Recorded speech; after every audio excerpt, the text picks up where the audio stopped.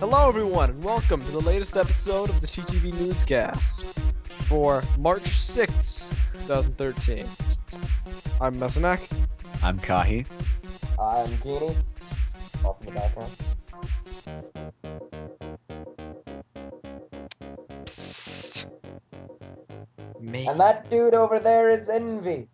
Yeah. What? I said it. No, you I didn't. said it. You didn't say anything. Yeah, I did. You didn't say Well, anything. Yeah, I had the unmute. I unmuted as Keeney was saying it, and I guess I just pressed it too fast after I said it. Oh my gosh. Yeah. Well then. Okay. You're a professional. Don't worry. So the news for this episode is as follows. Mass Effect 3 Citadel DLC released. Halo 4 panel announced for PAX. New Iron Man 3 trailer. And Series 10 minifigures revealed by Argos. And that is the news. We've got a pretty rounded amount of things today, covering all spectrums. So we'll launch off with the Mass Effect 3 Citadel DLC. This is the final DLC released for Mass Effect 3, final single-player DLC. It costs $15 or 1,200 Microsoft points, and it's up on all platforms, I believe, at the time of this recording. I'm not sure about all countries. I don't think it's out in Europe yet for the PS3, but all platforms.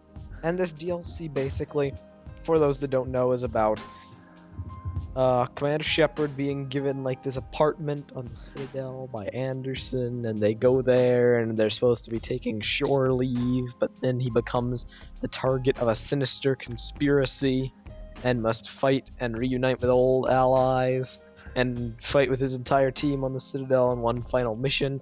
And then after the main story is over, you're apparently able to like gamble and reconnect with your friends and do all this crazy stuff. Well, it got released today, and I'm not gonna spoil anything, because I would actually, going against what I've said for a while, I would actually recommend buying this DLC, because I've done quite a lot of research on it today. I've watched quite a lot of videos about it, and it's the kind of DLC that cannot really be summed up by watching online playthroughs, because there's so much content and it varies so much depending on your game. Oh. I think that it is the only DLC thus far that's actually worth the money. But So some people may not like the plot, I'll put it that way. The main plot. Is it one of... Okay, so it actually does change depending on your game, like how you've played the other games and stuff. It changes based on what characters are present and what kind of interactions you can have with your team after the fact.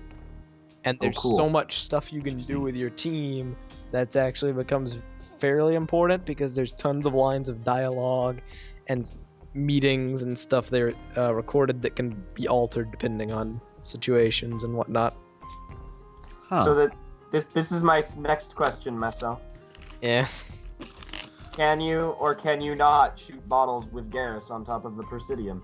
You may be able to. I don't know. I haven't seen anything about that. Damn it, Meso, you're supposed to look into this stuff for me. That's the thing. There's so much variable stuff. There's so many ways you can approach things. There's literally many different ways you can meet people and do things. I don't really know how to describe it other than, if you're not gonna buy it, do a bunch of research on it. It's worth the time. However, I'm not gonna spoil the main plot. I personally like the plot of the DLC. I'll put it to you this way. It's a fan service pack. It has a lot of stuff that fans enjoy, a lot of stuff fans wanted. It's purely about catering to the fans. I personally liked the main plot, but I know some people will not, and that's fine. Mass Effect 3 was always a controversial game anyway, let's be honest, ending or not. From the very beginning it was controversial. Mostly the endings, though. You know? Yeah, mostly the endings. It was mostly the endings. Yep. I have to say, It's really only the endings. I mean, like, every game has its own controversy, but, like, this one stirred up a lot over what it did. It also, Meso, you showed us a trailer for the DLC, and boy, was that interesting. very cheesy, very humor. I'll put it this way, Here's a direct quote. The DLC is mostly humorous and humor-based. It has serious moments, the plot line is serious enough, but a lot of it's just funny. I think they're trying to lampshade everything they've done so far. I love that line with the lady in the trailer, and she's like, you know, people are trying to kill you. And they're like, yeah, we know that already. He's like, no, new people. Dun dun dun. That's DLC for you guys. Yup. I also enjoy the fact that when he first starts, you know, they're talking about his apartment. It's Anderson that he calls. And Anderson's talking to Shepard, and he's like, you know, you need a good place for you to relax. Like, don't bother me. I'm just on Earth dying while you sit your rear in some fancy apartment in the Citadel. See, that's Don't worry. the thing. That's the thing, and they actually elaborated on this somewhat. This isn't like just some huge spoiler, so I do feel comfortable saying this. It's Anderson's apartment, and he gives it to Shepard. Okay. How makes did? more sense. Whoa! Wait a second. You guys had to search that up to figure that out? It wasn't exactly made clear in the trailer. Meso, I watched the trailer and I knew right off the bat it was gonna end up being Anderson's apartment. That was an educated guess you could make, but there was no proof. Yeah, all he says like, I was like, clearly Anderson is giving Shepard his fancy apartment on the Citadel. you know, Because he needs a place to rest. And it's practical, and yada yada yada. it's a logical answer, but this is Mass Effect 3. I don't count on logical answers. Because the endings were out there does not mean everything else that happens in the game is automatically gonna be out there. That's all I have to say. I mean, like, I just like after the endings, any decision the story team makes is just kind of like, you know, like I mean, like you did it before. But you see, Kai, And let's face it, the trailer was also pretty, you know, kind of tongue-in-cheek the entire way through. So I wasn't exactly sure, you know, it wasn't trying to push dramatic, you know, logical reasoning. No. Yeah, at the end, everybody yells Normandy as they take a picture. Like, come on, all right. Mm-hmm. Well, yeah, cheesy hilariousness. So I've informed Kahi of the idea of a big plot point from the DLC, but we must not spoil it here. Wow. I can't. I need to see this for myself. We will talk about this more on the Friday episode of TTV when like Keeney and I don't know, probably not Kahi, but when Kahi's done some research on it. But until then, that is the Citadel DLC. I'm gonna go. The copy from the library did not come in today. Oh darn. But like, I hope to have it by Thursday, and I can possibly join you guys for a match or two and see what this whole thing you talk about, how that's going on. Yeah. Anyhow. So that is a Citadel DLC. You can buy it for $15, and yeah, it's a thing that exists. So the next bit of news is a Halo 4 panel was actually announced for PAX. I believe it's PAX East 2013 this year in end of March, I think. I'm not sure the correct date. I should probably find this out real quick. But what the panel's basically about is Halo 4 multiplayer, past, present, and future. And until March 22nd, there we go, Friday, March 22nd. And this panel is basically going to be about the state of Halo 4's multiplayer right now, where they've been, what they've been doing, and their plans for what's on the horizon. And they're also going to have the Castle map pack available to be demoed and played at this PAX event on the floor. So that's going to be a big thing, March 22nd. Where we may actually get some clarification on the direction they're headed, salvaging Halo 4's multiplayer, because its current state is it's been getting steadily better, but it's still not good enough. Map pack Majestic was a step in the right direction. Yup. Hopefully, if Castle does the same thing, I'm gonna like really, you know, go all for Halo 4 maps again. Yeah. It was definitely better that they, you know, didn't make only one playlist for it like Crimson. I know. They got a free-for-all and a team. Yeah. I definitely, because there wasn't really much you could do with you know, Crimson. You know what I want? I want big team battle objective games. Just saying. The only thing you can play right now for BTB is Slayer. What about CTF? What about, I don't know, BTB Oddball? That'd be a bit crazy, but yes, Assault, One Flag. Well, All these are game types that I did not necessarily enjoy always, but they were there and they were variety, and they were added things, and now in its place we get nothing really. It's just cut content, nothing to fill the void. I really wish. I feel like the thing about Halo's custom games maker, that they can easily do these. They can easily make these, but they don't have to code anything extra to make BTB Assault, BTB CTF, BTB whatever. They just need to make it, basically. So, I am hoping for some more game modes. Not new game modes. That means they'll switch them out. I want more. I agree. I think they've actually cut rotational playlists. So I really hope they have. I don't mind it. Nah.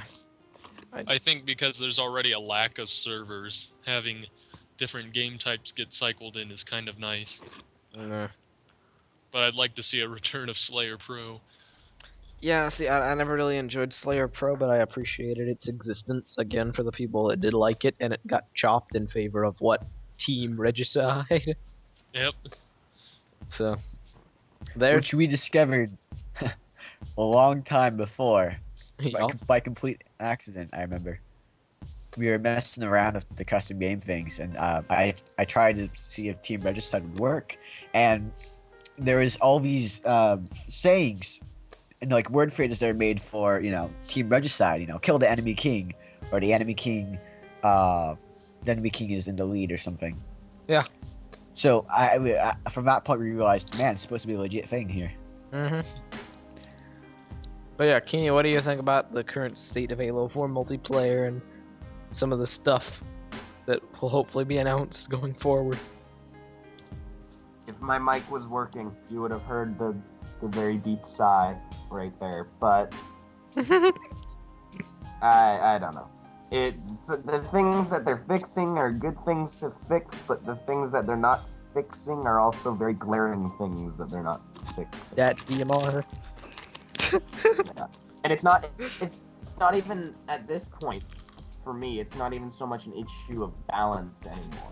It's not balance that's making the game unfun, because while yes, the bolt shot was incredibly overpowered and the DMR is overpowered and the BR is a little underpowered or sometimes overpowered depending on the situation, and half the guns are completely useless against the main three weapons being the AR, DMR, and BR. Mm-hmm. It's also one of those things where I don't really care about that anymore, because I'm at a point in the way I play the game where I just run in with my AR, and no matter what somebody else is using, I know whether or not I can beat them, and if I can't beat them, I try. Yeah. Sort of idea. I don't really care about the balance anymore. It's just, it's repetitive. It's too repetitive right now. Mm-hmm. Definitely. It's the same games over and over and over and over and over and over and over and over and over. You know that is very true. And over and over and over and over and over and over. I get your point. And over. And I have to wonder why Halo Reach, the game with no customizable loadouts and none of this variable stuff, felt like you got a more fresh experience every time you played than Halo 4. It seems like every match tends to flow the same that you play. I'm not sure if any of you have ever had that feeling. Well, I know you just said it's repetitive, but it's like every single game seems to have a pattern assigned to it based on map and game type. Yeah, well, I think that's a pro that stuff like Doubles currently has, because they have set ordnance spawns, rather than just having a random thing pop up in the same location as a different one. That is also true. So here's a bit of interesting info I just found that's kind of related to this about the panel before we quit this news piece.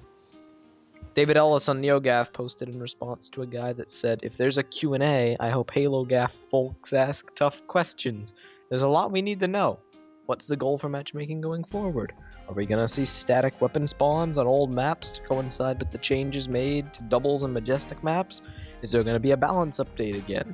Can we expect classic game types like one flag, neutral flag, assault, juggernaut, etc. to return? Or is that not feasible? Can we expect more DLC after the castle map pack? Will the Halo 3 and Reach playlists be updated? And David Ellis says, plenty if not all of that stuff will be covered within the panel itself. So that's a bit of stuff to expect. They are going to talk about most if not all of those things. So that is good to hear. March 22nd, this will happen and we will be discussing the stuff that they revealed there. But for now, we'll move on to the next bit of news. New Iron Man 3 trailer. It's a trailer. It's a very cool trailer. Kahi will probably be able to dissect it a bit better than myself. What did you happen to notice that piqued your interest, aside from the obvious at the end? Yeah, every single Iron Man armor. That was cool. I did notice, first off, new president. Yup. That got my interest. I'm wondering who it is exactly at the moment. They could try, like, there's a possibility. I don't think they can do it because of the whole rights issue with Sony, but Norman Osborn was president of S.H.I.E.L.D. at one point, and I'm not sure where I'm going with this, but like, you know, like presidents in the Marvel universe have always been coinciding with their actual presidents, and like, since they're having somebody new, I don't know who they're gonna choose for this one. Yeah. Iron Patriot looks kind of cool. I'm not sure they're gonna try to push him as like a Captain America replacement. I am kind of disappointed that there have been no shots yet of any of the Avengers cast in this movie. This is the first movie post Avengers. I really hope they keep up the whole continuity thing. It's doubtful to me. I doubt anyone's gonna appear. Yeah. I know. I doubt it too, but I'd really like for that to happen to keep this, you know, the Mandarin obviously has some connection to Steve Rogers, Captain America. Yeah. But will that actually translate to him appearing? Doubtful at best. The Mandarin's another thing that I'm like. The guy's voice is okay. I feel like he's trying too hard sometimes. Yeah. Like he's trying to be like, no, really, guys, I'm evil. Seriously, you know. Do you believe me now? Yeah. I will say this though, anyone paying attention, in Iron Man 1, Tony Stark was first captured by the terrorist group known as the Ten Rings. Yup. And that is gonna fold. Yeah, that's obviously it was obviously a reference to the Mandarin then, and since the Mandarin's in here now, I think they're trying to tie that all together. Yup. So hopefully, you know, that'll get resolved. I'm most interested in all of the armors. Mm-hmm. There was a giant list posted up on IO9 a while back of all the possible armors that could be there, and you know. And they all are. There's a lot of good classic armors. There's, you know, the brute Hulkbuster kind of armor. There's the Ultimate Iron Man armor. There's the space armor from you know, built from Chitauri parts. There's all sorts of armors that's gonna appear in this, and I'm really excited for that. I just hope they didn't show all the awesome parts in the trailer. Like it seemed like there was so much cool stuff that I'm wondering, like, is that it? Like, you know, they're just showing all this cool stuff in the trailer, and you're just gonna go to the movie, and that's all it. You know? No. Wait, Kahi, you're forgetting one very important thing. Wait. The ultimate showdown. Of Ultimate Destiny. With the forklift. With the flamethrower buggy of doom. If that's actually a thing in the movie, I will be severely disappointed, but it likely will be, or else they wouldn't have made a set out of it. That's possible. Mandarin driving around this thing. Shooting fire at Sounds very Lego-like, actually. Yeah, but I'd be disappointed if that were the case. But yeah, it was a pretty cool trailer. I don't understand what that random part was with Pepper and the fire and that sort of thing, where she was. Yeah. Sporting, sports, wear thing. Yeah, I don't know what the deal is with that. Are we actually gonna see? Yeah, let's move on, Izzy. Yeah, I didn't understand why it was there. Kinda superfluous. Hey, like if you paused at that moment in the trailer. Just like the video. If you paused at that moment. Yes. Rate, subscribe. Comment, rate, subscribe, all that. Mm-hmm. Yeah. Alright. What else do we have? Oh. Yes. The final bit of news for the day. Series 10 minifigures revealed for LEGO by Argos. At They've these run out of minifigures. Okay. We have Spartacus version what, 5.0?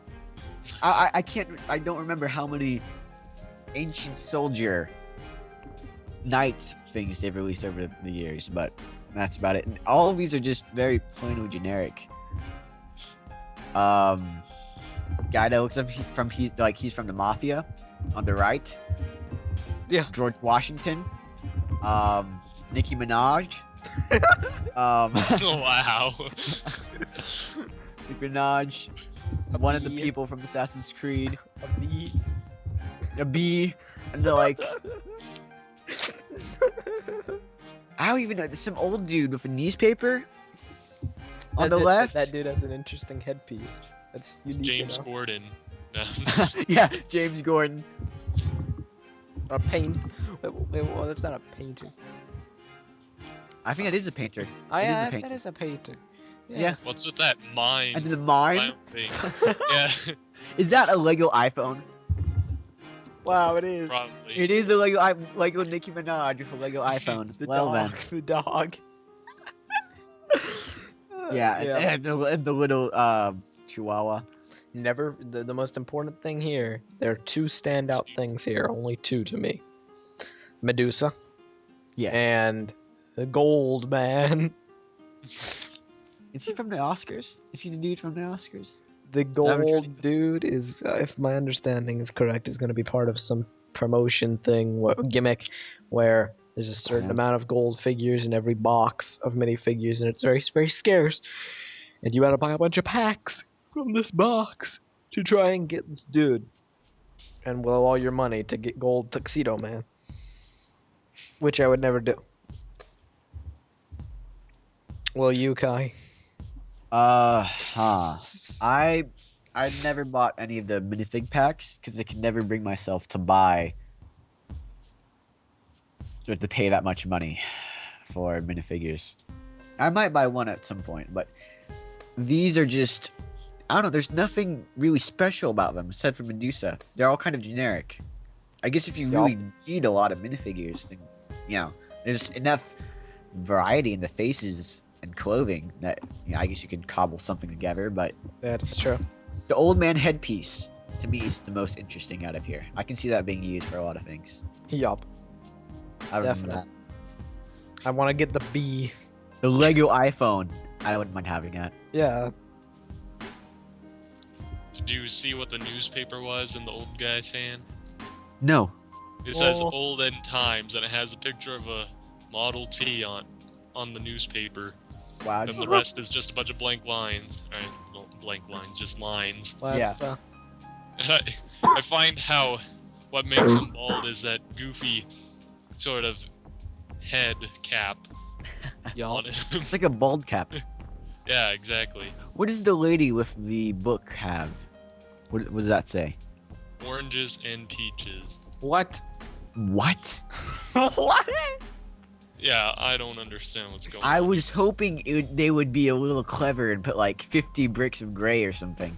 Wow. Yeah, kind of like, you know, we know who we're catering to, AFOLs. So Keenan, what do you think of these minifigures? Aside from being generic, are there any standouts here that make you go, oh, that's kind of cool, I guess? Or is it all just a wow scenario? Is George Washington a slap to your deep face? sigh of sighing-ness. Yup. Well, there's a dude made of gold. Yeah, That's cool. But the Lego iPhone completely ruins it for me.